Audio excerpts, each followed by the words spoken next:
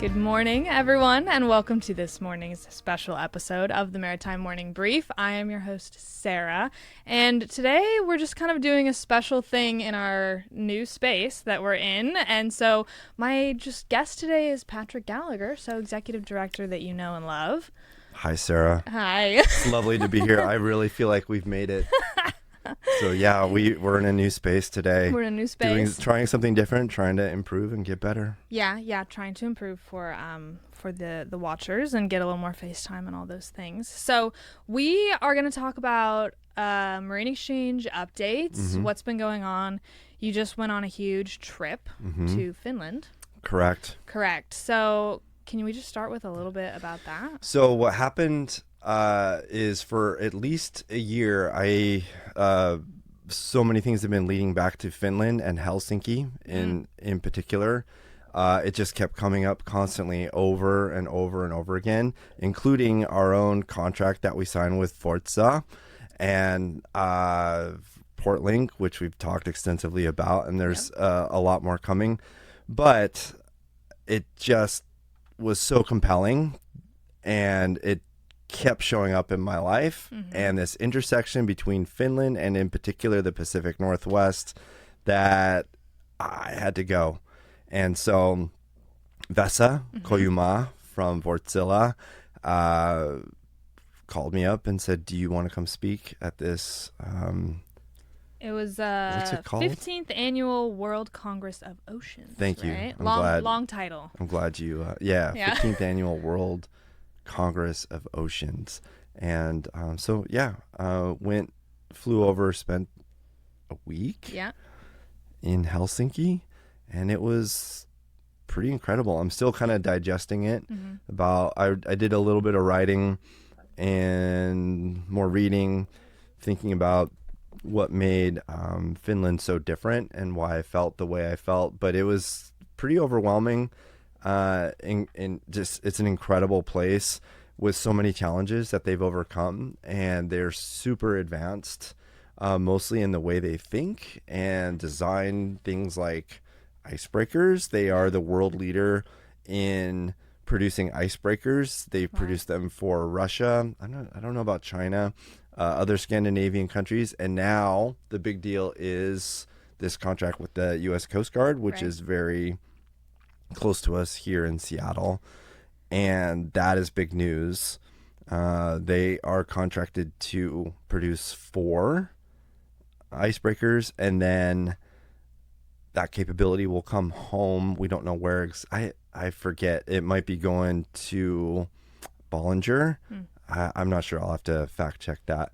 And then they will build out the rest of the fleet. It's supposed to be 11 icebreakers total. I don't know exactly where they're going to end up.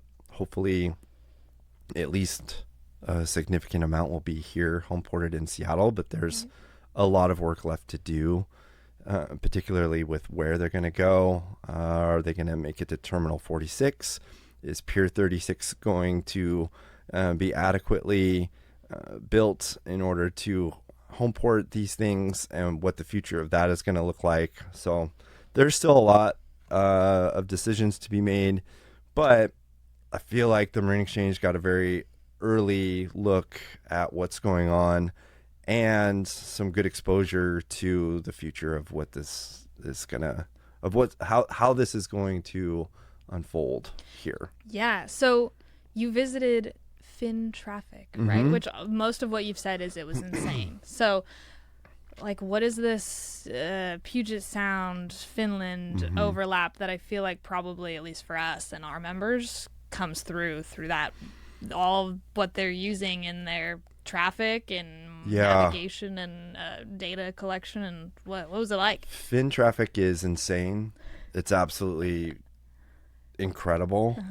And I wanted to take pictures, but they wouldn't let me. Right.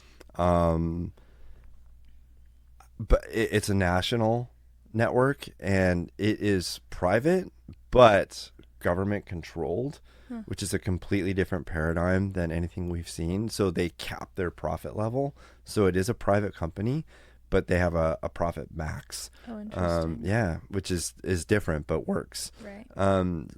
What's really key is that it's a national system, and they bring in other modes of transportation, not just vessel traffic. It just happens that it is so, the port system there in Finland is so vital, just like it is here in the United States, that there's there's a great emphasis on it. The ports sort of really drive the economy in many ways. And so it's hard to describe, but it's just this huge watch floor, completely state-of-the-art type command center, broken down into segments with screens everywhere. Just this incredible awareness. I think they have 200 radar sites. Wow. How many people are in their ops there, like, at a given time? On the floor, I saw 1, 2, 3, 4, and then a supervisor. And they've got like this mezzanine level where they look out over the floor. Like some movie type stuff. Like out of a movie. Like what you would envision a national vessel traffic movement center to look like. But I have never seen anything like it in the United States. If there is something like it, I'd be interested to see it, but it's hasn't been available to me. So it's nothing. I would say it's kind of functionally similar to a vessel traffic service, but those are regional. This is far more comprehensive, and they're doing all of the weather reporting. They're doing cargo movement out of there. It's just a lot more consolidation of information. So it was important to see it and how they do it, because I think this is probably where the future is, at least regionally. It's going to look more similar to that. Things will likely consolidate into more functionally like a port authority, which, as you know, we don't have here in the Puget Sound. But Fintraffic, big shout out. It was amazing. Yeah. That so kind of goes back to the, full picture situation that we're looking at with PortLink, and you visited with VESA headquarters, and so tell us a little bit about that. If you haven't read the announcement on that, it's on our website and everything about the PortLink and where that's going, and we're also going to talk more about it at our annual meeting, so make sure to get signed up for that. But let's hear about headquarters and all of those things, because those tie into this kind of whole picture system. Correct. So PortLink the go live date for us, and our first real kind of production run with the Marine Exchange, Northwest Seaport Alliance, the Puget Sound pilots, agents, and Evergreen. The go live is the 22nd of September. Our annual meeting is the 24th. So we should have something to show. Here, I'll do this. Should. But we've been working on it, I don't know. I mean, how forever. It feels 2 like years? since, 2 years, 2 summers ago we started. I feel like you were talking about it when I started here. Yeah. So, like the beginnings of it, basically. Yeah. So I think something tangible is coming very soon. We've been doing a lot of work, obviously, in the background. Neil this morning was doing even more stuff. So I'm excited to sort of show. I don't want it to be like anticlimactic where you're just like, oh yeah, great, it's some software. It'll be one of those things where if like you'll look at it and be like, oh, that's fundamentally different than how we've been doing things. And powerful is the word we keep using to describe it, just because it's so holistic, it feels like. And right. In the age of the new and the tech and the tools and the things, like having everything just in one spot, which is kind of the idea, is important, because what we do requires so much, and safety is involved in operations. So many people are involved, so making sure that it's easy to use and easy to view and easy to interact with, that's kind of a big piece of it. So and it's powerful. And that was what Vesa and I were talking about. There was sort of the human element. Technology is one thing. It's great, it's useful, but without the buy-in and without going through this sort of step-by-step process, it becomes meaningless. It's just, if nobody uses it, then who cares? Yep. So the idea is to make it, like you said, is simple and as easy to use as possible, and to automate or semi-automate some of the things that have been difficult in the past, because there has been no sort of umbrella to do all of those things. That's the intent. It's going to take time. It's not a magic, turn this thing on and here you go. It's going to take work and proving and energy and attention. So, yeah, I'm really excited to see it live in the world, just because we've been talking about it and thinking about it for so long. Yeah. Yep. Yep. It's a lot. And poor Neil is like doing a lot in the background. Shout out Neil. Yeah. You're probably not watching this, but he's busy doing exactly what we just talked about. Precisely. Okay, great. And so, annual meeting coming up. So annual meeting on September 24th. Yes. At the Ballard Elks. So sign up, show up. It'll be great. We're also hosting Senator Stanford. Yep.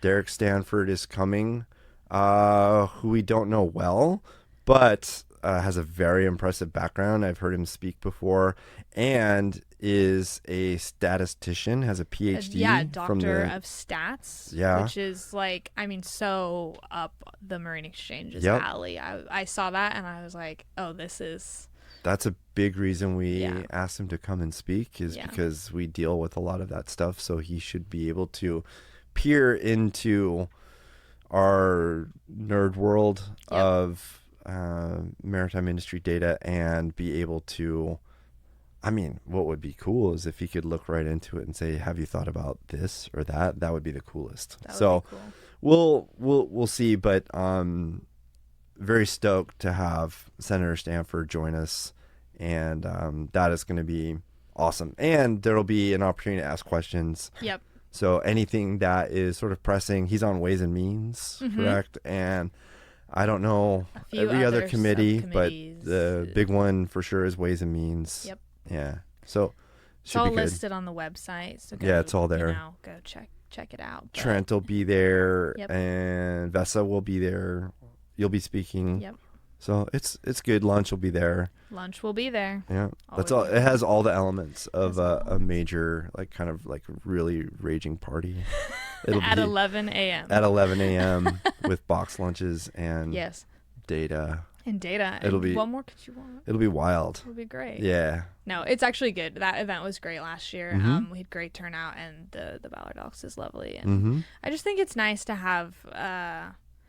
We get, lots of different events going on in our community with different subsectors of people, but the Marine Exchange annual meeting is just cool because I feel like we get a little bit of everyone from all across the industry, and we get to come together and nerd out over data, which is fun. It is fun. We love it. The more I look at this stuff, the more I think I should take it easy, because I've gotten really deep on some of this stuff in terms of just getting fascinated with vessel movements, which I can't believe I'm saying.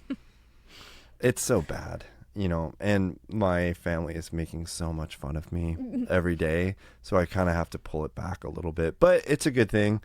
We discover new things that I've never heard before, so I'm hoping to share those things and become kind of a source of not just the information and everything we typically do, but some more insight. Yep.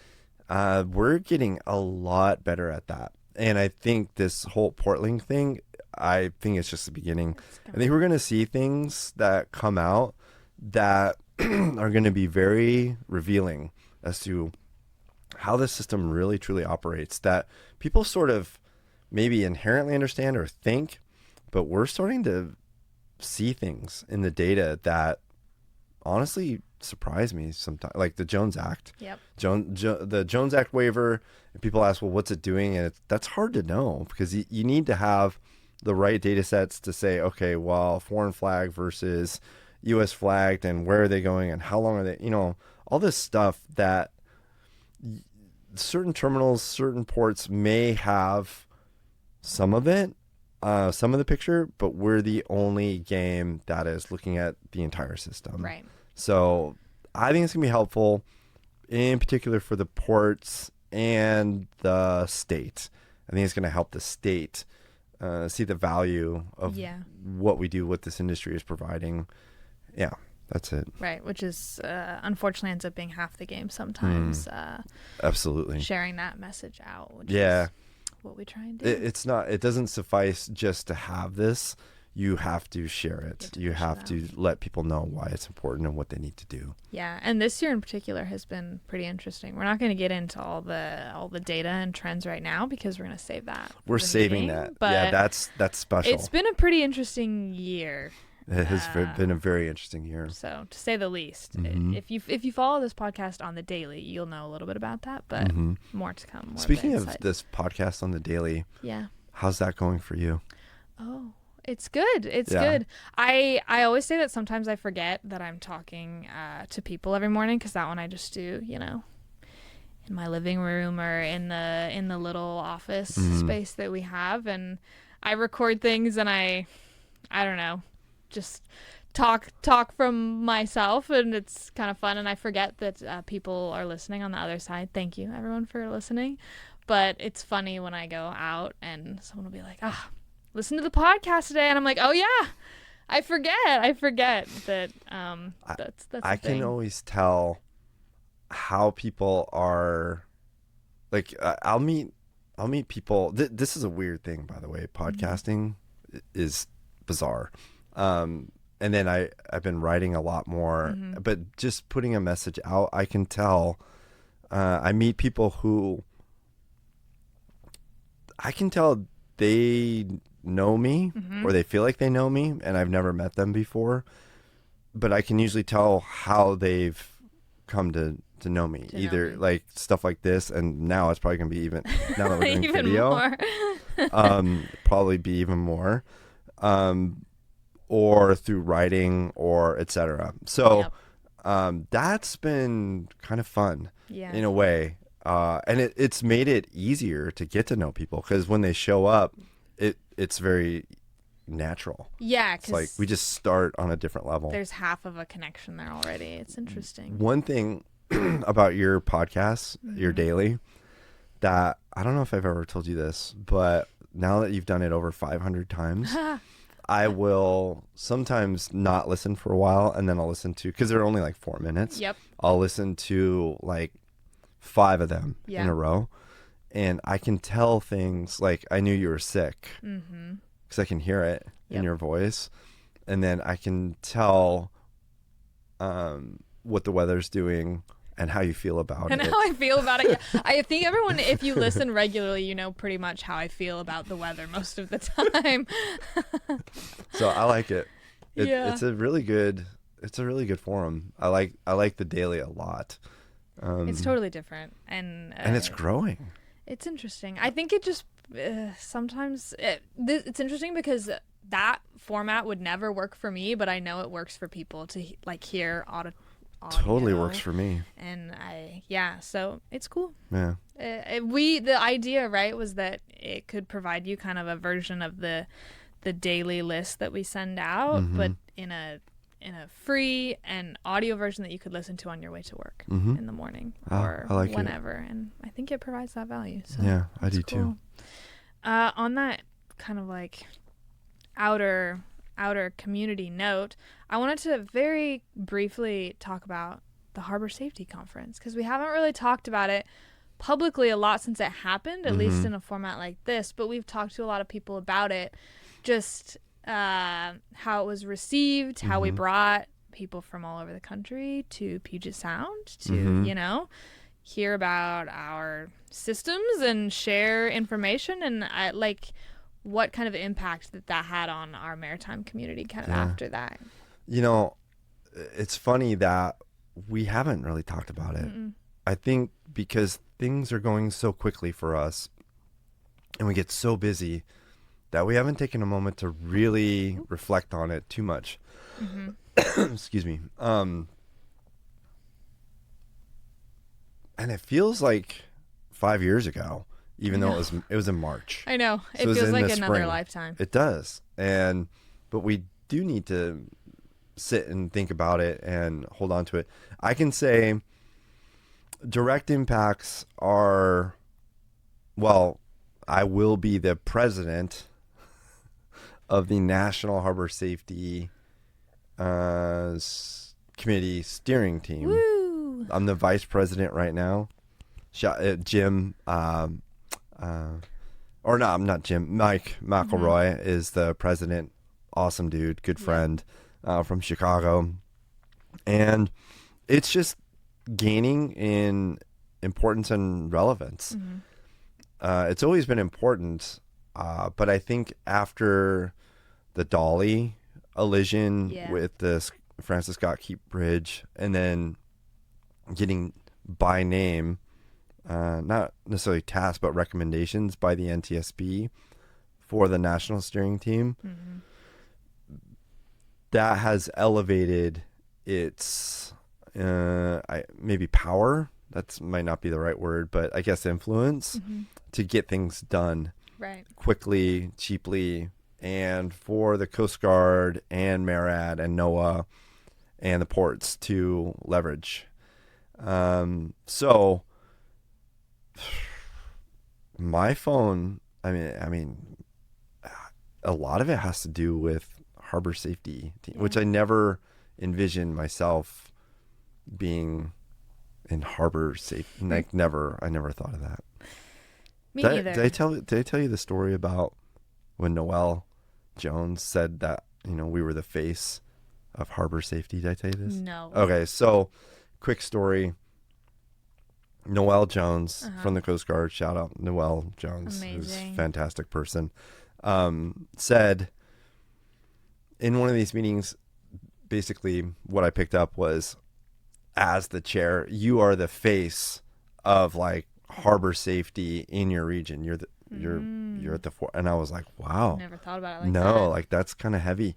And I went home and I said that we were eating dinner and I said, did you know I am the face of harbor safety? And my wife said, oh no. And I was like, oh no, what? And she said, you're the most reckless person I've ever met. And I was like, wow, that sucks. That's rude. No. That is rude. I think maybe Marine Exchange Patrick is different than Coast Guard Patrick, which is different than non-Marine Exchange Patrick. Oh, speaking of Coast Guard Patrick, we got to go on board. Yes. The Finch, the Florence Finch for Seafair. Yeah. Just yesterday, which is amazing. It was so cool. That was so cool. And we were in the airbox for Seafair, so we got to see the Blue Angels fly right over the top of us. It was amazing. And just like spinning in circles on deck, basically, to like look at them from all angles because we were right in the center. It was wild. Thank you. Shout out to Captain Hunt. Just for arranging that. So many amazing shout outs today.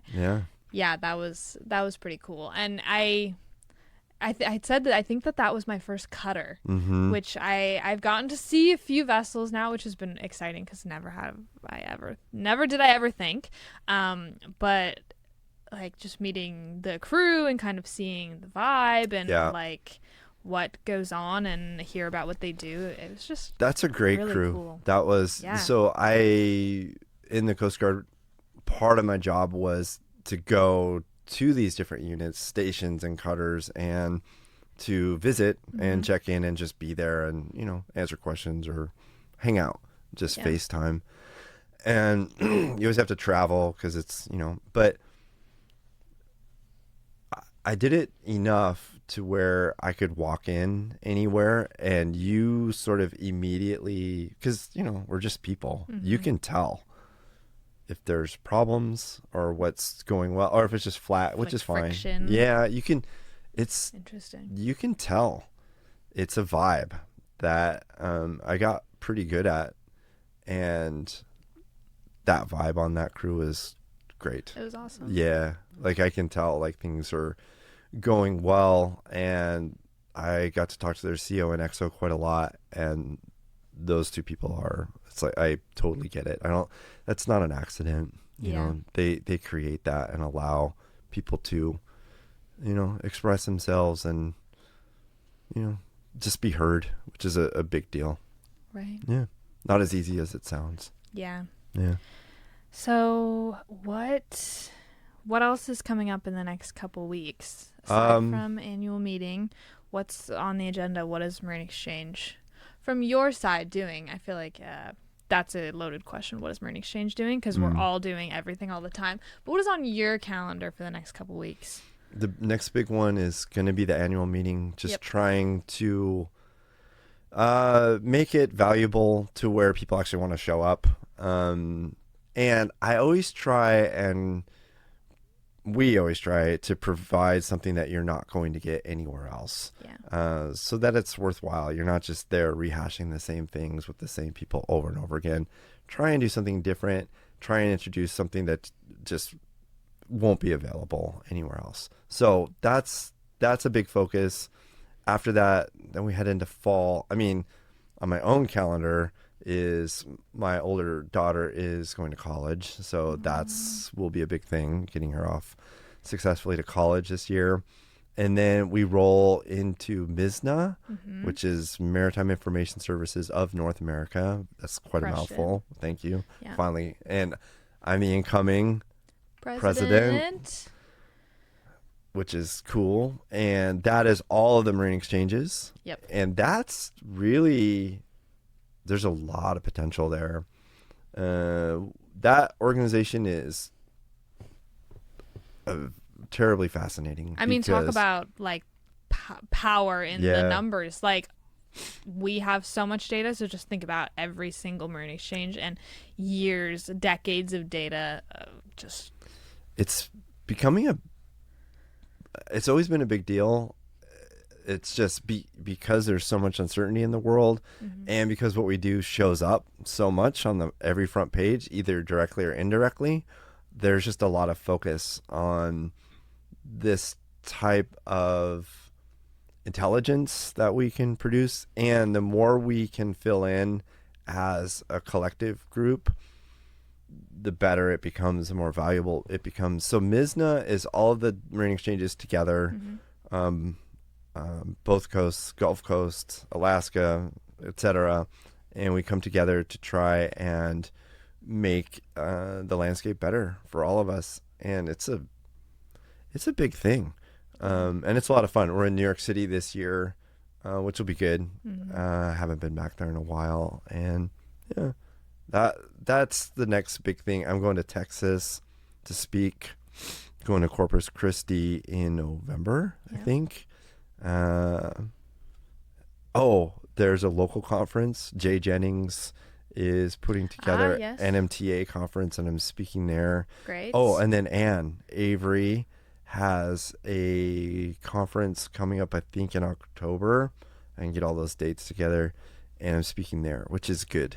That'll be good. So, I mean, ports, we're working on AIS transmit, which is a big thing that I'll provide more information about, but that is huge. We've been working on that for also 2 years, and it's coming together. And the API. And the API is done. That I thought was going to take 6 weeks, and it took 6 months. Yep. But API is done and being used. It's amazing. Being used in Canada, is being used to drive PortLink. It's a lot. We've done a lot, Sarah. I know. This year we say this every year, but and do you remember last year how we have a theme? Do you remember our theme for this year? It was just say no. Say no. Yeah. To we didn't some things, but we just can't. We didn't do it. So the year before was just say it. Just say it. Just say it. Yep. So don't hold back. Just say it. That seemed to work for us. And then it was say no more often, I think is what it was. And we didn't do it. We're not very good at that. We just want to help. We just want to help.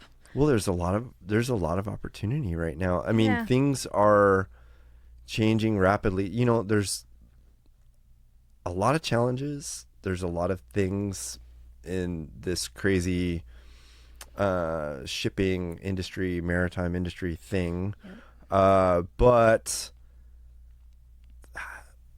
I don't know. Like, I'm very bullish on Washington Maritime. Yeah. I'm big, and I think I don't know. I think it's going to get incrementally better. This time next year, it's going to be exciting as hell. Yeah. So I'm stoked. It's exciting. Yeah. Well, I mean, I think that's probably all we've really got for today. That's pretty good. More to come on basically all of that at the annual meeting. This was like a little tester. I just want to say we're at Third Wheel. Yeah. Podcast studio. Shout out. Yeah. This is great. It's awesome. Yeah, we made it. Sarah, we made it. All right. This has been great. Well, I think with that, we're going to sign off for this special episode of the Maritime Morning Brief. Until the next time, which we've got some exciting things planned for you. So come back again, bright and early, again, tomorrow morning.